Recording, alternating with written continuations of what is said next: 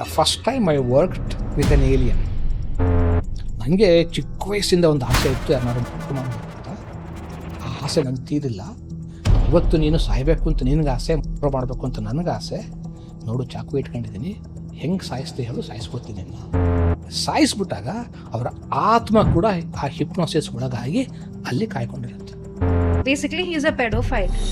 So ಅವ್ರು ಇದನ್ನ ಕರ್ಮ ಅಂತ ಹೇಳಿದಾಗ it was very difficult for me to digest. ಕರ್ಮನ ಬಿಟ್ಟು ನಾವು ಕೆಲಸ ಮಾಡೋಕ್ಕೆ ಸಾಧ್ಯ ಇಲ್ಲ.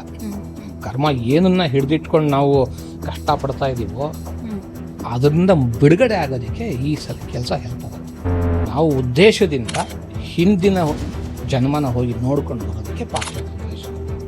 ನಮ್ಮ ಒಂದು ಬದುಕೋ ರೀತಿ ಎಷ್ಟು ಕೆಳಮಟ್ಟಕ್ಕೆ ಬಂದಿದ್ದೀವಿ ನಾವು ಅಂದರೆ, ಯಾವ ಹೆಣ್ಣು ಮಗು ಅಪ್ಪನ ಪ್ರೀತಿಯಿಂದ ಬೆಳೀತಾಳೋ ಅವಳು ಬೇರೆ ಯಾವ ಗಂಡಸನ್ನು ದ್ವೇಷಿಸೋಕ್ಕೆ ಸಾಧ್ಯ ಇಲ್ಲ. ಯಾರೇ ಸ್ನೇಹಿತರು ಬಂದರೆ ಅವ್ರನ್ನ ಡೌಟ್ ಮಾಡೋದು, ಅವ್ರಿಗೆ ಹಿಂದ್ಗಡೆಯಿಂದ ಹೋಗಿ ಅವ್ರ ಬಗ್ಗೆ ಸರ್ಚ್ ಮಾಡೋದು, ಫಾಲೋ ಮಾಡೋದು, ಟಾರ್ಮೆಂಟ್ ಮಾಡೋದು, ಅವ್ರನ್ನ ಟ್ರಬಲ್ ಕ್ರಿಯೇಟ್ ಮಾಡೋದು ಅವ್ರಿಗೆ. ಬಟ್ ಅವ್ಳ ಕೈ ಕಂಟ್ರೋಲ್ ಮಾಡೋಕ್ಕಾಗ್ತಾ ಇಲ್ಲ. Is it a fragment of her imagination, or this happened in her past?